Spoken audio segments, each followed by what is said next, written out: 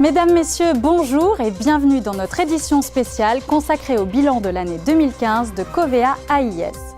Qui dit AIS dit gestion de prestations dans le cadre d'un sinistre. Je vous propose donc de commencer tout de suite par un retour sur les grandes tendances de la sinistralité de 2015.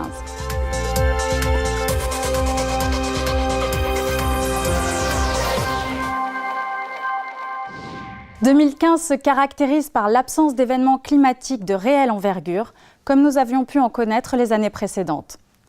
Toutefois, l'année a été marquée par un épisode de précipitations diluviennes survenu le 3 octobre et touchant 32 communes des Alpes-Maritimes. Ces précipitations ont entraîné des inondations d'une ampleur exceptionnelle. La forte urbanisation de la zone touchée explique l'importance des dégâts matériels. Au-delà des 60 000 sinistres déclarés au niveau national pour un montant de 600 millions d'euros, c'est le lourd bilan humain qui a été au cœur de la forte médiatisation de cet événement. Covéa AIS a été particulièrement réactif en décidant d'anticiper les arrêtés interministériels de catastrophes naturelles pour les communes touchées et en déployant dès le lendemain ses unités mobiles pour être au plus près des clients sinistrés et permettre la prise en charge rapide de leurs déclarations. Au final, Covéa a enregistré pour ces inondations 4 500 sinistres auto, 9 000 sinistres de particuliers en multirisque habitation et plus de 1 300 sinistres de pros et entreprises, auxquels s'ajoutent 3 000 interventions de Fidelia en assistance. Soit 18 000 dossiers pour un coût global de 118 millions d'euros. Paradoxalement, 2015 a été une année particulièrement chaude, bien ensoleillée et sèche. C'est la troisième année la plus chaude depuis 1900 avec plus 1 degré. Ces conditions climatiques favorables expliquent pour une part la poursuite de la baisse de fréquence des sinistres, tant sur les routes que sur l'habitat. Côté IRD, les fréquences diminuent de 10 à 15% selon les marques. Cela s'explique en grande partie par la forte baisse du nombre de dégâts des eaux. Le nombre de vols déclarés est également en baisse, mais dans des proportions moindres et de manière moins marquée qu'en 2014. Seule exception à la règle, le nombre de sinistres incendies importants a quant à lui augmenté. En auto, la baisse des fréquences est plus modeste, allant de -2 à -4% sur l'ensemble des garanties. Côté sécurité routière, si le nombre d'accidents en 2015 a connu une diminution de 4%, le nombre de tués sur les routes, lui, est en progression de 2%, ce qui est généralement le signe d'un certain relâchement de la vigilance sur le respect des limitations de vitesse. Par ailleurs, le développement des nouveaux modes de déplacement, comme le covoiturage, est de nature à accroître le nombre de victimes par accident. Or, cette augmentation de la gravité des accidents pèse directement sur le coût moyen des accidents corporels auto, en forte hausse en 2015. Mais cette tendance trouve aussi son origine dans la revalorisation des rentes des sinistres lourds, assurées auparavant par le Fonds de garantie des assurances obligatoires. En 2015, Covéa AIS a enregistré des montants records d'indemnisation pour des sinistres importants.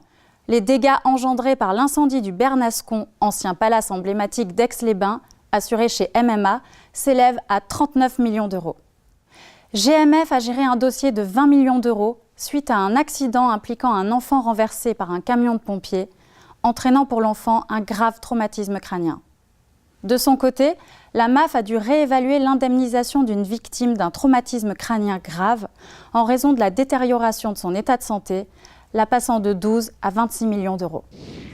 En résumé, la sinistralité en 2015 a été marquée par 3 phénomènes. Un seul événement climatique important, une baisse générale des fréquences, une hausse des coûts moyens des accidents corporels auto.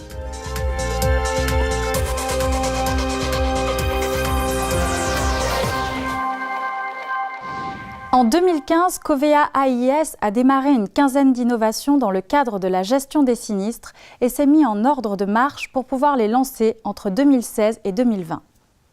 Arrêtons-nous sur 3 d'entre elles. La première innovation qui a vu le jour se nomme Covisioto. Ce service permet à l'assuré d'être informé par SMS ou par mail de l'avancement des travaux au fur et à mesure de la réparation de son véhicule. En phase pilote en 2015 auprès de 250 réparateurs auto du réseau Covéa AIS, ce service sera généralisé en 2016.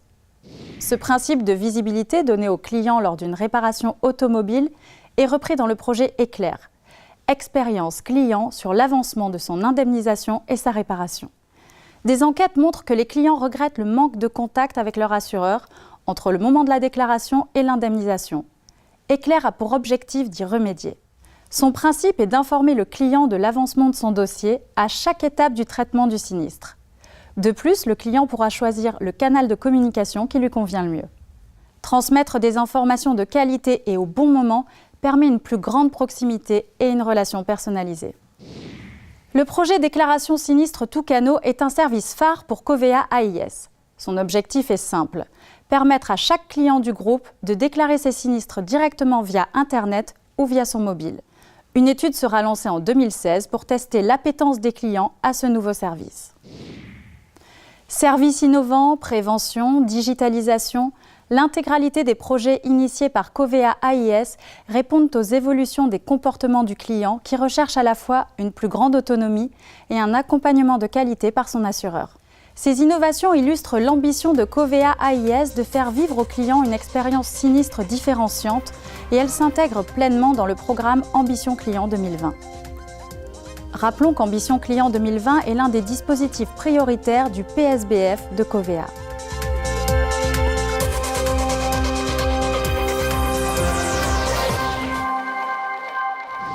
L'adéquation entre la stratégie de Covéa AIS et la stratégie de Covéa passe aussi par la synergie des organisations internes.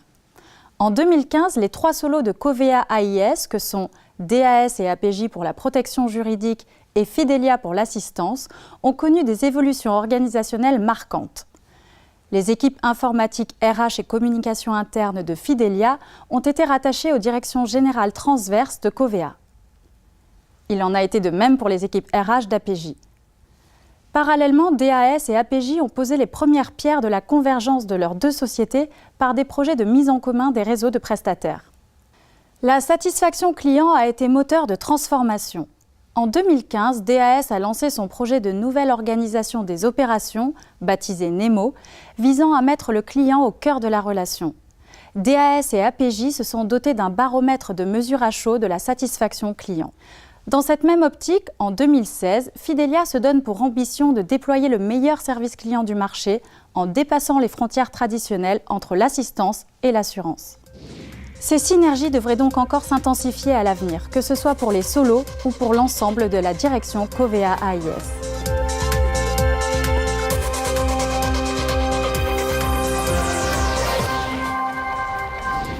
En conclusion, en 2016, Covéa AIS continuera à évoluer en modernisant ses outils, ses processus, en modifiant son organisation pour répondre aux enjeux du groupe en termes de relations clients, tout en apportant sa contribution à ses résultats économiques. Voilà de beaux challenges en perspective.